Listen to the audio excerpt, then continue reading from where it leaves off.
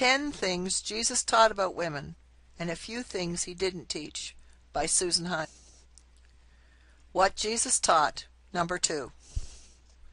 Women are not property. How could it ever be right to think that one person should own another person? Yet, the prevailing belief has been that husbands own their wives and daughters.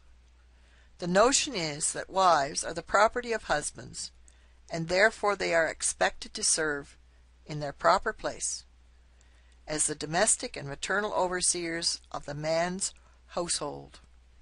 Written in such blunt terms, the error of this thinking should almost jump off the page. Do you know that Jesus actually confronted this thinking? In John 8:3-11, he made it clear that women are not the property of men and are not to be treated as such.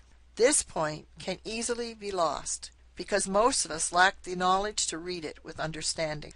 But let's look at Jesus' encounter with the religious leaders in this passage and see what we can learn. The religious leaders brought a woman to Jesus who had been caught in adultery. According to Deuteronomy 22:22-30, she was to be stoned to death in public. The religious leaders used this occasion to challenge Jesus about whether or not he agreed with the Deuteronomy command. Normally, in a cursory reading of this passage in John's Gospel, we focus on the efforts of the religious leaders to trap Jesus. We give little attention to the fact they were willing to exploit a woman to do so. Does this reveal what little regard the religious leaders had for women, that they could use a woman to their advantage this way? According to the religious law, the woman was the property of one man, and the sin in this case was that his property had been damaged. The sin was not her behavior per se. The problem was that she, as property, had been misused. The sin was that man, her owner, had been violated. Accordingly, this woman was now considered a disgrace to her owner and should be killed.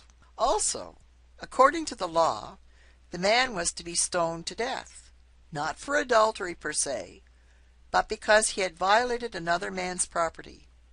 His part in all of this seems to be unimportant to the religious leaders. Why? Where was he? Why did the religious leaders bring only the woman to Jesus? The answer can only be attributed to the prejudice toward women, and perhaps also to the anger of the religious leaders toward Jesus' compassionate and equal treatment of women. The end of the story is that Jesus turned the tables on them, and they left. Jesus was so different from religious leaders. He demonstrated an entirely different set of values from theirs. Jesus did not treat women as man's property. He treated her as a person of equal human worth. Also, a fact often overlooked is that he spoke directly and personally to her in public. This kind of recognition is almost always a sign of respect.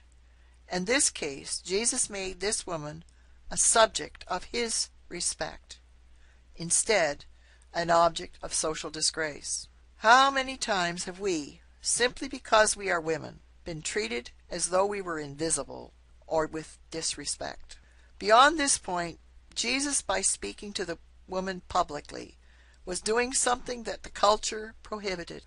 Another thing of note in this story is that Jesus' words to the woman were forgiving and compassionate.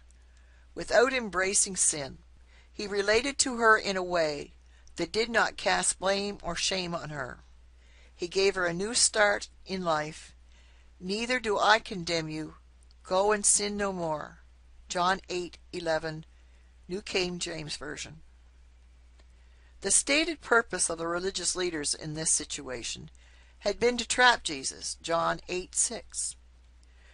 But Jesus refused to take their bait, and since he was not controlled by other people, he put the focus where it needed to be. He proactively changed the focus to what really mattered. That was what God thought of all of this, of the error of the leaders and of the welfare of this abused woman.